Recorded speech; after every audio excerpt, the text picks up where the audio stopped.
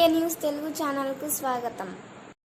అనంతపురం జిల్లా కళ్యాణదుర్గం మున్సిపాలిటీ పరిధిలోని గూబనపల్లి, దొడగట్ట, కురాకుల తోట, ఒంటిమిద్ది గ్రామాల్లో టీడీపీ రోడ్ షో నిర్వహించారు. ఎన్నిక ప్రచారంలో భాగంగా వినూత్న రీతిలో దొడగట్టలో సైకిల్ గుర్తు బొమ్మలతో టీడీపీ ఎమ్మెల్యే అభ్యర్థి అమిలినేని సురేంద్రబాబుకు ఘన స్వాగతం పలికిన టీడీపీ కార్యకర్తలు దొడగట్ట గ్రామంలో ఎన్నికల ప్రచార రోడ్ షోలో టీడీపీ నాయకులు కార్యకర్తలు సైకిల్ ప్లకార్డులు చేతబట్టి నినాదాలతో హోరెత్తించారు.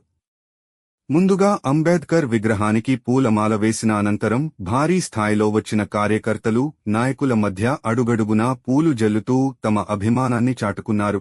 ఈ నెల 12న అర్ధరాత్రి చీకటిని సాగనంపుతూ చంద్రన్న వెలుగు రాజ్యాన్ని రాష్ట్ర ప్రజలు ఓటుతో ఆహ్వానిస్తున్నారని ఉద్ఘాటించారు.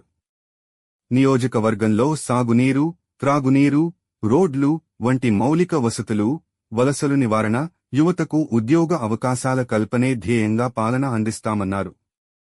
భైరవాణి తిప్ప ప్రాజెక్టు పూర్తి చేసి 114 చెరువులకు నీరు అందిస్తామన్నారు. నియోజకవర్గంలో చెరువులకు నీరు వస్తే భూగర్భ జలాలు పెరిగి వ్యవసాయ బోర్లు రీఛార్జ్ అయితే రైతులు కష్టాలు తొలగిపోయి పంటలు పండించుకోవచ్చు అన్నారు. చంద్రబాబు పాలనపై ప్రత్యర్థి తలారి రంగయ్యకు ఉన్న నమ్మకంతో బొరంపల్లిలో వైసీపీ ఎన్నికల ప్రచారంలో సైకిల్ గుర్తుకి, ఈవీఎంలో 1వ నొక్కి ఓటు వేయమని చెప్పడంతో చంద్రన్న వెలుగు రాజ్యం రావడం తథ్యం అని టీడీపీ కూటమి ఎమ్మెల్యే అభ్యర్థి అమిలినేని సురేంద్రబాబు హర్షం వ్యక్తం చేశారు.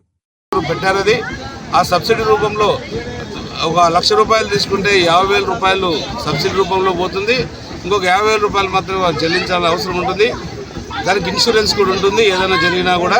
కాబట్టి అది కూడా వాళ్ళకి బ్యాంకర్స్తో మాట్లాడి వాళ్ళందరూ కూడా గొర్రెలు కావచ్చు, ఆవులు కావచ్చు, ఇలాంటివి వచ్చే ఏర్పాటు కూడా చేస్తారని తెలియజేయడం జరిగింది. ఏదేమైనా కూడా మనకి మే 13వ తారీఖు చాలా ముఖ్యమైన ఎన్నిక.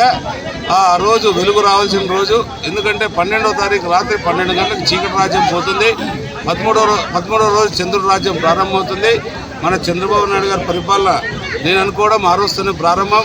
మనకు ఖచ్చితంగా 130-140 స్థానాలు పైన వచ్చే ఖచ్చితంగా వస్తాయని అన్ని సర్వేలు కూడా చెప్తున్నాయి. గెలవబోతున్నాం. అలాగే మన మన మన ప్రత్యర్థి అయిన రంగయ్య గారు కూడా ఒకటే చెప్పారు. ఆయన కూడా ఇక్కడ మన బొరంపల్లిలో చెప్పాడు, మీరందరూ కూడా ఒకటే గుర్తుకు ఓటేయండి, సీరియల్ నెంబర్ 1కి ఓటేయండి అని. ఆయనకు కూడా పాపం మన అభివృద్ధిపై నమ్మకం కలిగింది కాబట్టి మనం అభివృద్ధి చేస్తామనే ఉద్దేశంతో ఆయన కూడా ఒకటే నెంబర్కి ఓటేయమని చెప్పడం నిజంగా ఆయన మనం అభినందించాల్సిందే.